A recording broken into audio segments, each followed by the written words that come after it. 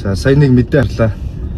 COP17-той холбоотой том худалдааны төвүүдийн зогсоолыг 8 дугаар сарын 15-наас хаана гэдэг.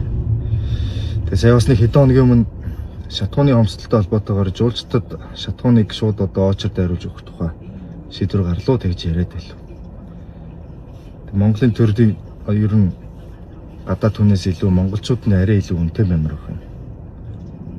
Жуулчдаасаа илүү эрхэдэлтгүй маа гэхэд дутуу эрхэдэлмээр байх юм тий. Тэнцүү баймар байх. Ядаж дутуу биш. Яаж ч утсан эргээд бид нар чинь энд ажил хөдөлмөрөөр эхэлж байгаа, эндээ татвараа төлж байгаа. Төр дөр нь хамгийн үнэтэй энэ ажил хөдөлмөр эхэлж байгаа иргэд баймар юм. Жуулчдаас илүү ирээд буцах хүмүүсээс илүү тийм ээ. Гадны ямар ч том албан тушаалтнуудаас илүү иргэдэн илүү үнэтэй баймар юм. 8 дугаар сарын 15 гэдэг чи одоо хичээл сургуулийн бэлтгэлээ базаадаг эцэгчүүдийн яг тэр гол 14 хоног нь эхэлдэг цаг хугацаа шүү дээ. Хичээл сургуулаа бэлдэх хүмүүст зориулаад арилжаа 8-анда бэлдсэн хүмүүсийн яг гол арилжаа 8-аа хийдэг цаг хугацаа шүү дээ. Одоо зах худалдааны төвүүд дээр эдгэргээ яа гэж байгаа вэ тарах уу?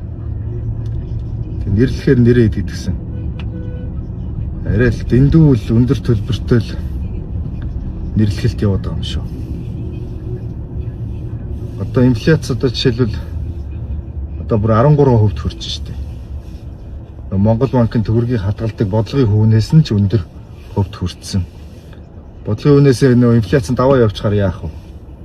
Хэдэн банкуд чинь төгрөгөө доллар болгож эхлэн ингээд долларын ханш өссөн.